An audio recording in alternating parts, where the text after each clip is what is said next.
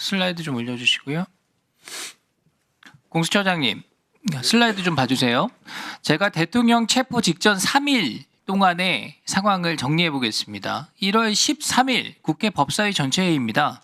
형사소송법 제110조 해석이 논란이 됐습니다. 유상범 간사가 책임자 승낙 없이 군사비밀 장소에 강제로 들어가는 것이 적법한가 이렇게 물으니까 천대엽 법원행정처장이 적법하지 않을 수 있다. 이렇게 답변하죠. 또 책임자 승낙 없이 영장을 집행하려는 시도를 막는 경호처 행위가 적법할 수 있나 이렇게 물으니까 그런 해석도 가능합니다. 이렇게 답변을 합니다.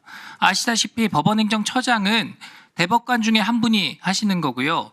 그렇기 때문에 법률 해석에 대해 말씀하는 것에 대해서 극도로 신중한 태도를 가집니다. 그럼에도 불구하고 이렇게 답변을 하니까 공수처가 한마디로 당시에 멘붕이 온 거예요. 다음 장이요. 그래서 다음 날인 1월 14일에 그 유명한 딱풀 공문 사건이 일어난 겁니다. 관절을 지키는 55 경비단장이 공수처 수사관들한테 협박당한 사건이죠. 이날 공수처가 55 경비단에 관저 문 열어줘라 이렇게 공문을 보냈어요. 그런데 답을 안 했죠. 그랬더니 공수처가 오후에 55 경비단장을 불렀습니다. 당시에 공수처는 이 경비단장이 수사 대상이다 이렇게 주장하고 있던 상황인데 우리가 물어볼 게 있다 이런 식으로 불렀습니다. 그래서 공수처에 갔더니 도장을 갖고 오라 이렇게 압박을 한 겁니다. 본인이 수사 대상이기 때문에 협박으로 들렸겠죠. 아까 공수처장 답변한 입장과는 전혀 다르게 경비단장은 이 자리에서 경호처의 권한이 있지 제 도장이 아무 의미가 없습니다. 이렇게 여러 번 답변을 했다고 해요. 근데 계속 압박해서 도장 가져오라 그러고 이 형식도 안 맞는 엉성한 문서에 그 도장을 찍은 겁니다. 심지어 경비단장이 직접 찍은 게 아니라 공수처 직원이 찍은 거라고 지금 얘기가 나왔어요. 맞죠? 공수처 직원이 찍은 거죠? 확인하셨어요? 제가 보고받기로는 그 동석한 경찰 공무원이 55 경비단장 측으로부터 인장을 건네받아서 그 경비단장이 지켜보는 가운데 동석한 경찰은 그럼 어디 소속입니까? 경찰청 소속입니까? 아니면 공수처에 파견 나와 있는 분이에요? 저는 경찰청 소속 지금 국수본의 그 경찰관으로 알고 있습니다. 일단 거기까지 듣겠습니다. 아니 대한민국 수사기관에 이런 일이 있는 게 말이 됩니까? 이거 권위주의 시절에요. 수사기관에서 수사할 때 책상 위에 수갑 올려놓고 조사하던 거랑 그거보다 더한 거예요 이게 지금. 그러니까 전날 국회에서의 법원행정처장 답변에 의해서 경호처 허가 없이 체포영장을 집행하는 것이 문제가 될 수 있다 이렇게 인지를 하게 되고요. 위법성 논란을 해소하기 위해서 경비단장 협박해가지고 이 공문 만든 거라고요. 공수처가 지금 이런 일을 벌였어요. 물론 이 공문에 대해서 행정안전부가 제대로 된 공문이 아니다 이렇게 확인을 해줬습니다. 내용 보세요. 다음 장이요. 바로 다음 날인 1월 15일에 대통령 체포합니다. 물론 경호처가 출입 승인해 준 적은 없습니다. 시간 잠깐 멈춰주시고요. 박종준 경호처장 앞으로 나와주십시오.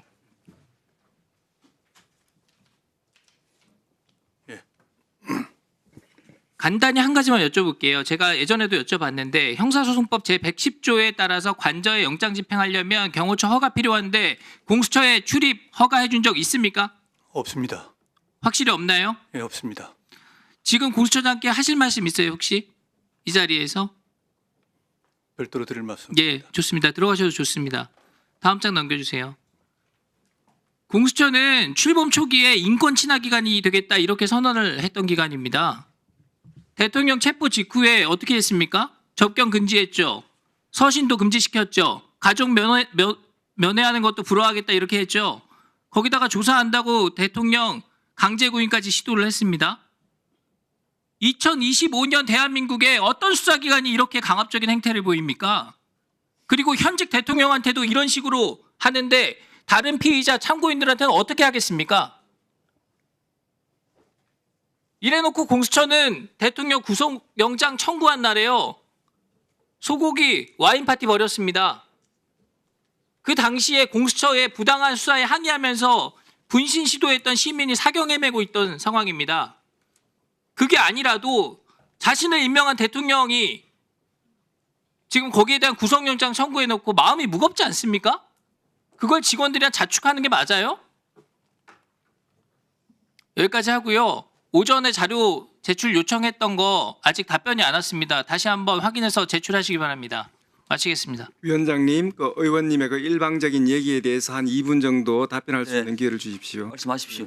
예. 지금 굉장히 이때까지 지금 반복적으로 얘기된 부분인데 간단히 소명드리겠습니다.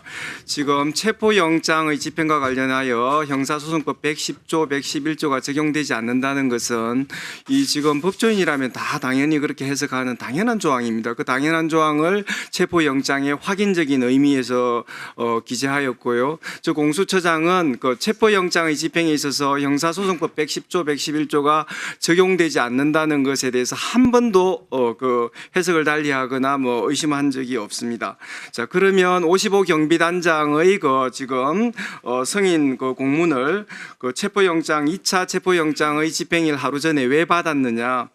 지금 55 경비단장의 허가를 받은 건 경호처법에 의한 승낙을 받은 것이 아닙니다. 그 문구를 지금 의원님도 정확하게 보실 건데 군사기지법상에 우리는 승인을 한다 그런 취지입니다. 그래서 그 지금 2차 그 체포영장의 집행과 관련돼서 불상사를 막아야 된다는 그런 절박한 심정에서 55 경비단장은 체포영장의 집행에 대해서 방해하지 않는다는 의미를 확인하고 그렇게 된다면은 군인들이 반대를 하지 않기 때문에 유혈 사태를 방지할 수 있는데 큰 도움이 될 거라고 보았고 또 그런 부분들이 사실 이번 체포영장 집행에 도움이 되었다고 생각합니다.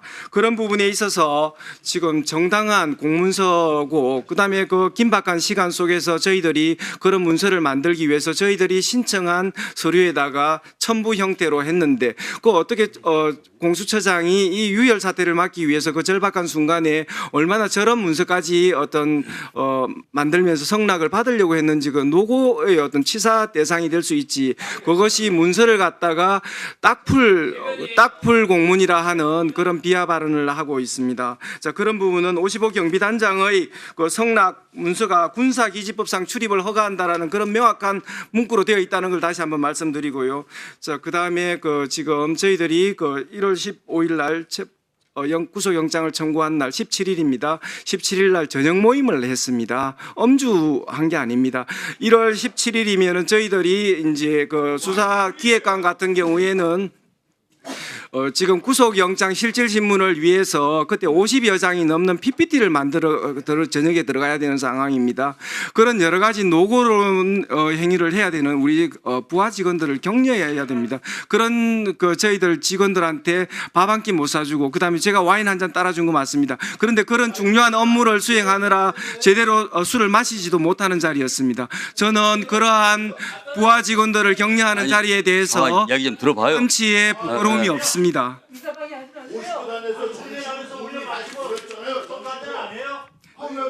자, 2분에 걸쳐 가지고 제가 말씀드릴 수 있는 부분 말씀드렸습니다. 자, 조용하세요. 의원님 말씀하시죠. 제가 말이 안 되는 부분을 말씀해 주세요. 예. 자, 아니 제가 법률적으로 설명드린 부분에 대해서 혹시 자, 차장님, 소지가 있다면 알겠습니다. 말씀드리.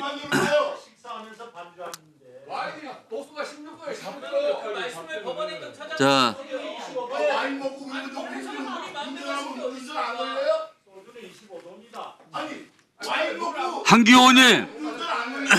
한기호님, 청춘을 해보겠습니까?